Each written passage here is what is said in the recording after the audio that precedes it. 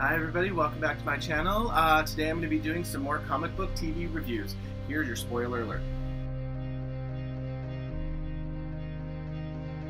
Alright guys, so today we're going to start off with Agents of S.H.I.E.L.D.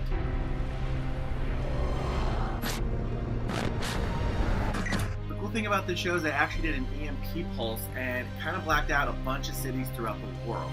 So the first EMP pulse goes off, and we end up finding out throughout the episode that it's actually this terror organization known as the Watchdogs. Fitz kicks some major ass in this episode. He must have been taking some classes from May because he totally kicks ass in this episode. In the previous episodes, May has been having some afflictions because a ghost touched her and she's starting to go crazy. So what's the way that they end up actually curing her? Of course, they have to kill her. And I love that they might be putting Yo-Yo and Mac as a couple. It's starting to look like it's headed that way, and I love it because I love both of them. Yo-Yo's really funny and very sarcastic. Mac is pretty much the same way, but they seem like they'd be a good couple. Daisy ends up getting stuck in one of the blackouts here in Los Angeles, and stuck with Ghost Rider and his little brother at their home. Well, Ghost Rider goes out to go avenge people like he usually does, and Sky is stuck with his little brother at the house. I really love the relationship between Ghost Rider and his little brother, but in the end, the little brother knows that Sky is Quake and basically says, "You need to leave. I don't want you to be hanging around my brother anymore. You're a bad influence, and he needs good influences." He does not know that his big brother is Ghost Rider. So, okay, now we're going to go on to The Flash. The cool thing about the opening for this particular episode is that Barry Allen actually runs over to Star City and talks to Felicity about all the little changes that he's noticed. No. And it's really funny because now we finally see the first crossover to a different DC show of what the little consequences that have changed. For example, John Diggle right now, he does not have a daughter Sarah anymore. He now has John Jr. He didn't have a kid before? Oh, he had a kid. He has a kid. Yeah, it was baby Sarah. Baby John. Oh. Are you? So we're gonna start seeing the little subtle changes so far, which I'm really looking forward to. One of the fun changes that actually happened with this is Tom Felton's character gets created because Barry Allen goes back in time, messes with the time continuum, comes back. Now he has a partner, which they don't like each other, they hate each other, but it's really kind of fun to see their little banter back and forth because they both say they hate each other, which is awesome. I need your help. It's the 4 words I seem to hear you most often say, Barry. That and I hate that guy. Which the feeling's mutual. One of my favorite scenes in this episode was when John Wesley Shipp comes back and reprises his role as the original Flash, Jay Garrick. Now, the funny thing about this is that he comes here to show how every time that Barry goes back and changes something, that there's a little crack in time, and he does it with the showing of how he vibrates his cup and a little chip falls out. And you can put the chip back in, but there's still a crack, so there's still something that's always a little bit different. Now, one of my favorite things about this scene was that Barry's going back to change time, and he literally yanks him right out of the time sphere and ends up taking him to a little restaurant where there's a TV in the background playing Dawson's Creek. What I find hilarious about this is that in Dawson's Creek, John used to play Dawson's dad, so it's really, really funny that they actually are showing that in the background of when he's trying to explain the fractures of time, which I think is hilarious. Runaway Train playing in the background, which I also find hilarious because that's a very 90s song. There's a part where a speedster from the alternate reality ends up actually entering this reality, and Barry has to stop him. Well, he's actually a little stronger than Barry, so who decides to help him? Cisco with his new vibe power. He is a badass. That was so cool. They did a double takedown on him. I just loved it. That scene was really cool. So the biggest changes to their timeline that we've seen so far is the fact that Joe and Iris don't get along anymore, but they end up fixing it. They're all good now. But one of the other big changes of it is Cisco's brother actually dies. The biggest fracture, the biggest change that I really am I'm looking forward to and dreading at the same time. One of the last scenes, Killer Frost might be coming back in our very own Caitlin Snow. So I cannot wait for it. Okay, going on to the Green Arrow. This episode was way better than the last episode. So here we find Oliver trying to create a new team because Canary's dead, John is in the army, and Speedy decided she didn't want to do it anymore. So he decides he needs a new team. They're too green. Some could say the same about you. I've been waiting 5 years to make that joke. So Quentin's drinking problem has gotten so bad that he hasn't worked since he got fired from the police department.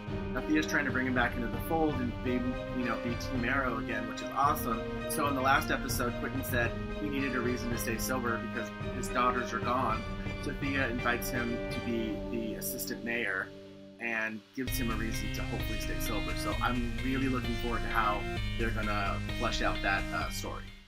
We are hiring the former captain of the SCPD who just lost his daughter and is honoring her memory by dedicating himself to the city that she loved. Okay, so that takes us over to Legends of Tomorrow. The cool thing about this episode is that it starts off with Nick Zano, who I love as an actor. He is actually in this episode taking over, looks like Rip Hunter's spot. I'm not exactly sure, they haven't exactly said that yet, but I looked on IMDb, he's in like every single episode. So Nick Zano ends up breaking into Oliver Queen's office to get Oliver's help. We find out that the time ship has actually been stuck since 1942 off the coast of New York, and they need to go down there and find it. So when they get down there, they find Mick. Ship's keeping him in stasis. How do you know that?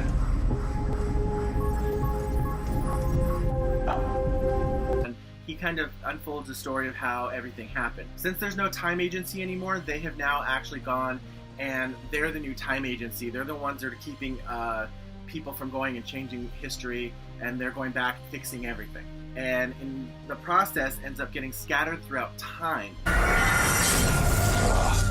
We actually see Ray Palmer, it's really funny, the king of technology, ends up getting stuck 70 million years in the past and is being attacked by a T-Rex and ends up getting saved by Mick with his fire gun, which is actually hilarious. Then they go to save Firestorm in 1821 in England, and they are about to be beheaded when, of course, they save them. Grow bored of your tricks.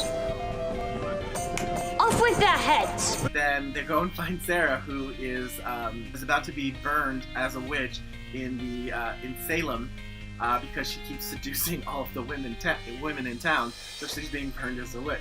You have corrupted the women of our village! In my defense, they were happily corrupted. Now that all the team is back together, with the exception of Rip, now they're on a mission to go find him. So I think that's kind of what this season might be about, is them trying to find Rip.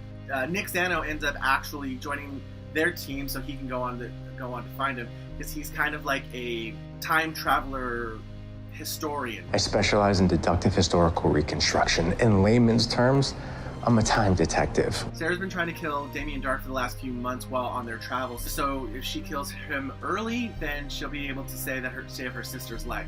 Now, she has a chance to do it in this episode, but as the greater good, she ends up not being able to do it. Sarah! Fall back! Her and Ray were just like, we're going to get justice for your sister. Don't worry. Now going on to Supergirl, which I wanted to say for the last because, oh my god, this episode was better than any of the other episodes in the entire last season. At the end of the last season, they actually end up having one of the pods from Krypton drop down onto Earth, and got to see who it was, but we don't even know who it was. It's just some dude just asleep in stasis. So they end up pretty much taking him into the DEO, which they have a new headquarters now, which is cool, and I'm assuming that's all because of the switch to Vancouver. Superman is now on the show and is played by Tyler Hoechlin, who I love. They actually use a bunch of references back from the 1970s movies for Superman and Superman Return, which I actually love. So they're really pretty much going back to kind of like the Superman I grew up with, his kind of like storyline. Just the basic movie plot. Cat Grant's new assistant is Miss Tessmacher, which, you know, throwback to the old 70s. I love it. I just thought it was great. Just a little Easter egg there. Miss Tessmacher! Yes, Miss Grant. When I was watching this episode, I kept yelling at the TV because I was so excited. I actually ended up having to go into the living room to watch it instead of my bedroom where I usually watch it because I kept waking up my husband. It was really funny. Wynn this season actually ends up joining the DEO, which is actually really cool. There's a part in it where Wynn actually meets Superman, and his reaction and Alex's reaction are freaking hilarious. Oh, he's coming toward me. Wynn, this is my cousin, Superman. Hi. I have a million questions. Your cousin smells terrific. Enough. There's actually a part where Kara sees Clark walking out of an elevator. Sorry, so sorry. That was totally my fault. Sorry. You really have that klutzy thing down, don't you? Yeah, no, that was actually real. Katie McGrath plays Lex's sister, and there was this whole rocket that's supposed to be going to outer space where a bunch of billionaires were supposed to be on it, and she couldn't be on it, and of course, something happened, and one of the thrusters explode, and that's when we actually get to see Superman. Superman and Supergirl both pick up the plane on opposite ends and make sure it safely lands in a field. And the way that Tyler and Melissa actually talk to each other, it's awesome. They're just, you can tell that they've actually known each other for a long time, the character-wise at least, and it's just really cute the way that they interact. Way to go, Supergirl. That's Superman. I used to change his diapers. No way. I'm not exactly sure. You have to tell them that. No, I think I really do. Okay. I'm happy that they're not making this show about Superman, which I was afraid of. Note, DC, Greg Berlanti, you do a spin-off and do an actual Superman show, I'm watching it. People think we should talk. Well, what's there to talk about? You keep kryptonite here, John. Could kill me, could kill Kara. But I actually find that as a really funny reference because if you ever looked at any of the other Justice League stuff or stuff where Batman and Superman actually team up, Batman always has a little thing of kryptonite in his utility belt just in case for that exact same situation. And I like that reference, so that bugged me. Alex has a really good fight scene in this episode. The stunts look way better in this season than they did in the previous season, so I cannot wait to see how the fight and action sequences get better. One of the things that happens with Kara is that she actually gets a new office, and Cat Grant says, you can have whatever job you want in this company. You just tell me what you want to do. This particular episode, she's trying to figure out the entire episode what she wants to do. And of course, what does it end up to be? Because her cousin Clark is here, she wants to be a reporter. Last thing for this episode is I can't figure out where they're going to do the Flashpoint with this particular episode yet. Because so far, they haven't shown anything that changes in Legends. They haven't shown anything that's changed in Supergirl yet. Anyways, that's the end of this week's comic book reviews. Like, subscribe, and please share this with your friends. Bye. Up. And away.